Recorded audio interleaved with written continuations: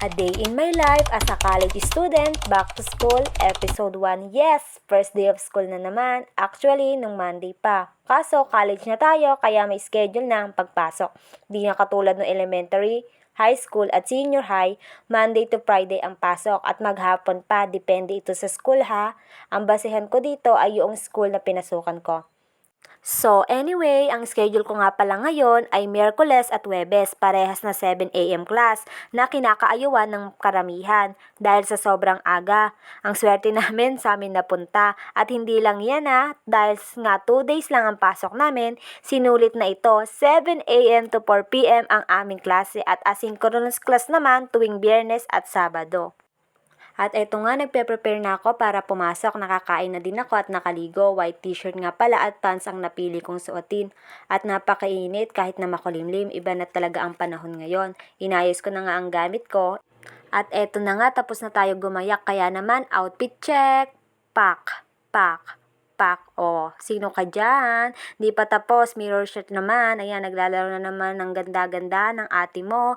At ayun nga, paglabas ko, maambon nga pala. Ayan, di ba, napakakulimlim si Bagyong Hener. At kaya naman, ayan, buti na lang mayroon tayong payong. At ayan nga, naglalakad na nga tayo papunta sa tricycle.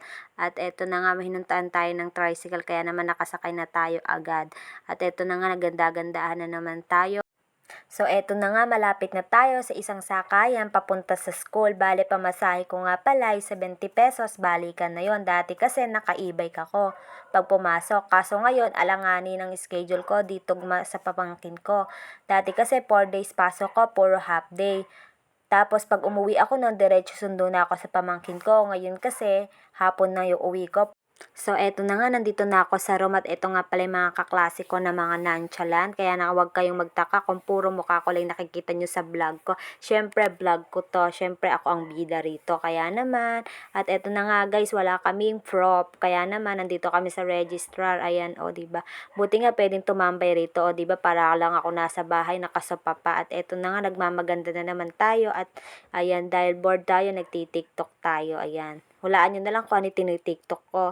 Baka kasi makopyright tayo pag nilagay ko. At eto na nga, more chika nga pala si ate mo, Teresita. Kakwentuhan nga pala niya si kuya mo, Francis. At ayan nga, kabilis ng oras, lunchtime na agad. At eto nga ang ating menu for today.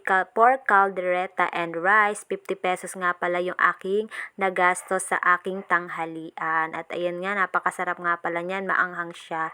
Spicy lover kasi ko. Ayan, napakasarap ng ating tanghalian.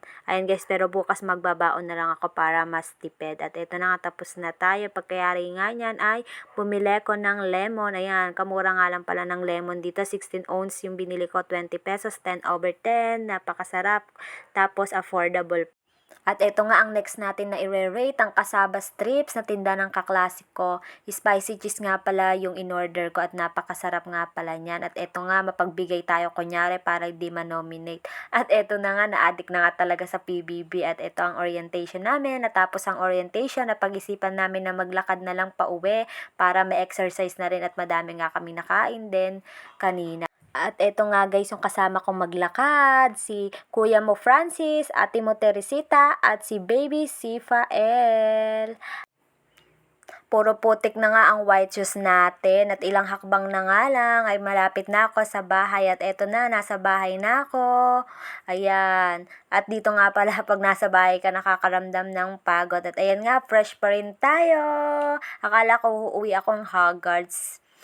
At eto na nga guys, bye-bye! Thank you for watching! Like, follow, and share! Mwah, mwah!